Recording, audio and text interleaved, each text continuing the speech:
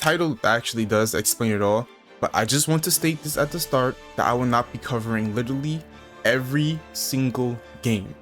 I'm mainly going to be covering the ones that actually have some hype and the main requirement is being released this year. Majority of them are just simulators based off of anime adventures.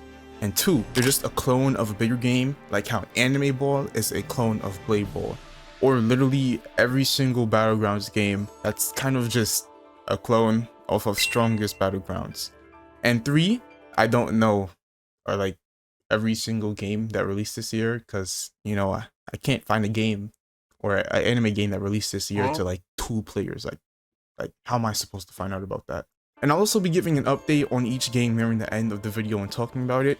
But besides that, what we're going to start with is going to be everybody's favorite, Pixel Piece.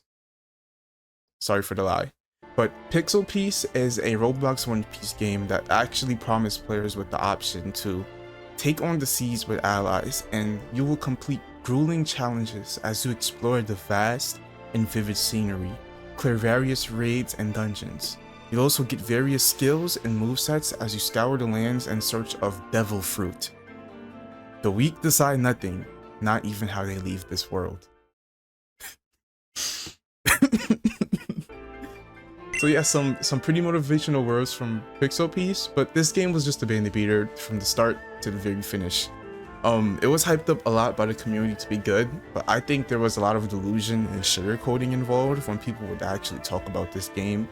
I personally played it for a video on one of the updates, and the update wasn't even working when it was out. It was literally just me like running around, like being kind of confused onto how you would release an update, and the update isn't even there for it to said update. Honestly, Pixel Piece was one of those games of all time, and I feel like the best thing about it, so I'll actually be nice somewhat, is that the game did have like a cool concept. Like I personally liked how the game was made from pixels. But besides that, the current Pixel Piece is now averaging 13 to 30 players each day and has actually stopped receiving updates. So it is an unfortunate end to one of the best One Piece games ever. Wisteria II. Wisteria II was a Demon Slayer game that was hyped up by the community following off the success of Wisteria I, which was the original game. This game mainly focused on story and was kind of just your everyday Demon Slayer game really to me. And the main issues with this game was how buggy it was, and the combat was actually absolutely horrendous. And when I say horrendous, it's like it wasn't even a thought into how you can actually fight inside this game. Even if you join and play the game to this day, you would still actually encounter some of the bugs and NPCs that were broken for some of the story quests as well. And mind you, you actually needed the story quests to progress. So honestly, I myself was excited for Wisteria II because I enjoyed the original a lot, but after playing this one, I can definitely say that I'm done with like Demon Slayer games or just believing Wisteria anything, because I'm pretty sure there's also a Wisteria 3. Please, leave us alone. But honestly, Wisteria, it was really just kind of unfortunate what happened to them. The developer of the game is actually a pretty nice guy, so it is kind of unfortunate that his game isn't really gonna last, but I feel like a really important thing to like just take away from Wisteria is that even if you have like hype from the community, or if you're known for like doing something good, if your game isn't going to be good, it's not going to deliver. And this is actually true because the current Wisteria is averaging 5 to 20 players, and the developers of the game are actually reworking it from the ground up. There were issues with the community before, but they've been addressed in like a pretty long announcement, and the game is actually being worked on again. So yeah, hopefully the developer does like get these things sorted out. And like I said, it's unfortunate for what happened to the game, but hey, if I was about to die, I would subscribe to this video too. Yeah, that's the little transition. So please subscribe if you actually do enjoy this idea though. So yeah, next game. Fire Force Online. Fire Force Online is a Roblox game that's based off of the anime Fire Force. This game honestly is one of the better made and higher quality ones of 2023. And it follows a simple format where you would either join the White Clad or the Fire Force, and then you'll eventually start to do missions based on your faction.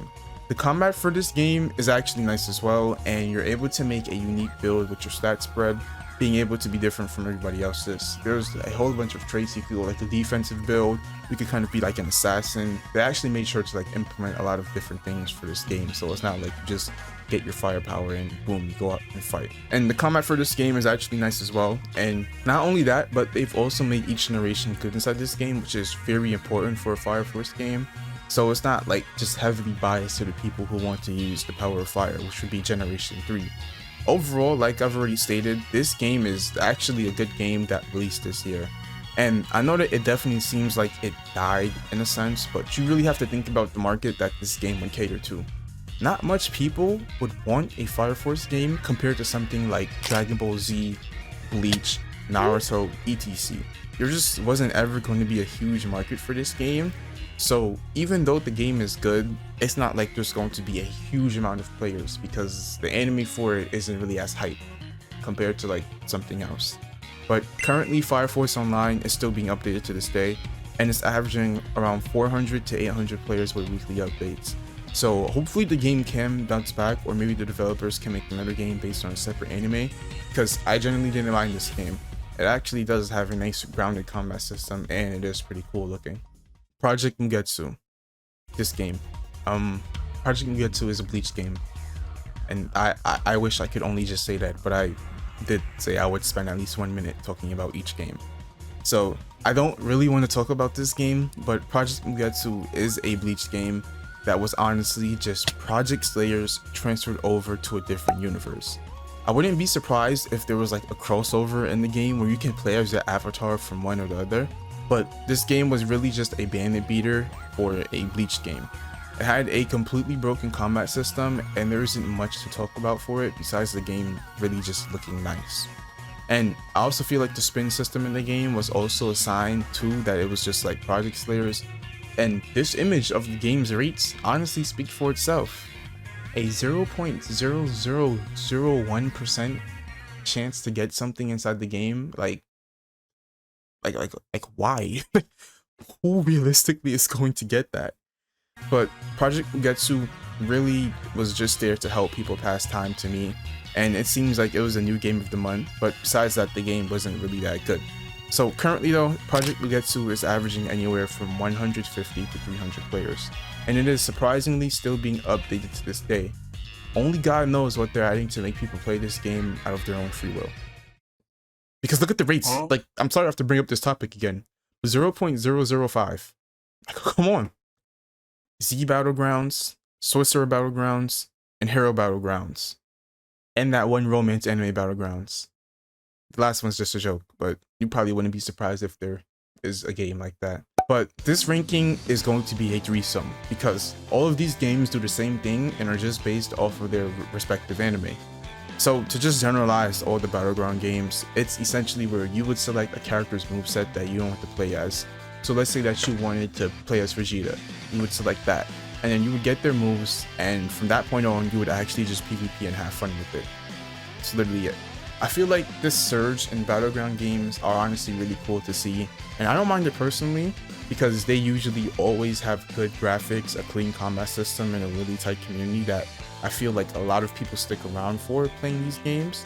But they all kind of came off of the success that was Strongest Battlegrounds, which is a huge game averaging like 80k players consistently. So honestly, there isn't really much more to say about these games because they're exactly the same, just based off of a different anime with skills being made for that specific anime. So besides that, currently Z Battlegrounds is averaging anywhere from 3k to 10k players. Sorcerer Battlegrounds is averaging around 6k to 20k players, which would honestly only rise because Jujutsu Kaisen is like the best anime ever. And Hero Battlegrounds is also anywhere from 3k to 10k players. So all of these games are actually pretty successful, and I really don't think they're gonna die anytime soon because it seems like Battlegrounds games are really just infinite cash / potential. Fruit Warriors.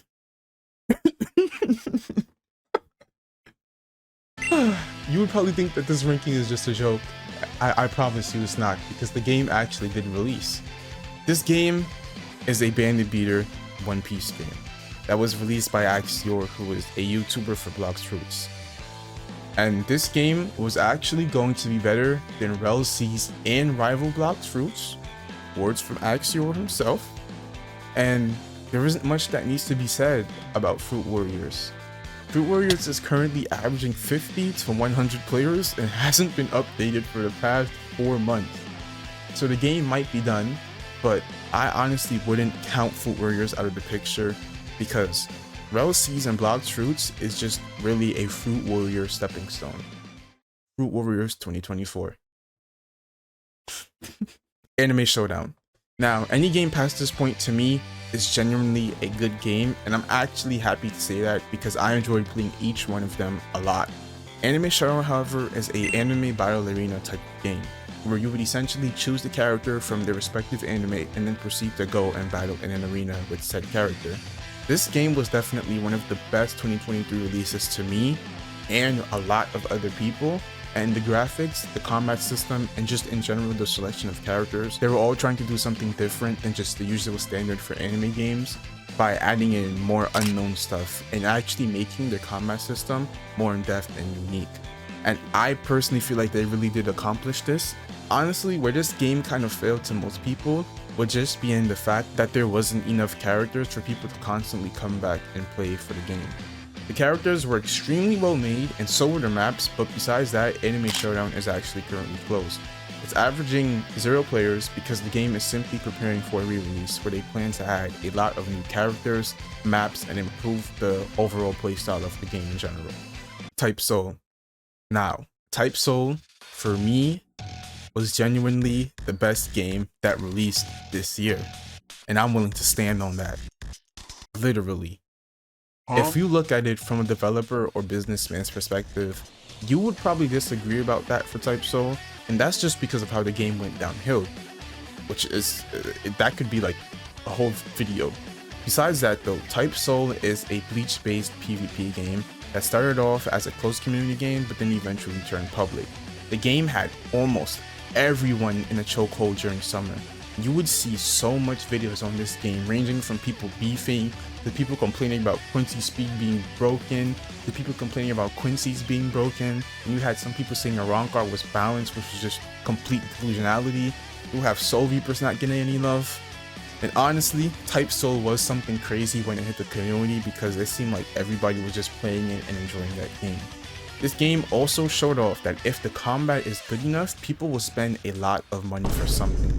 There has been multiple videos of just people, not even big YouTubers, just people like average players spending so much money for Shikai rerolls.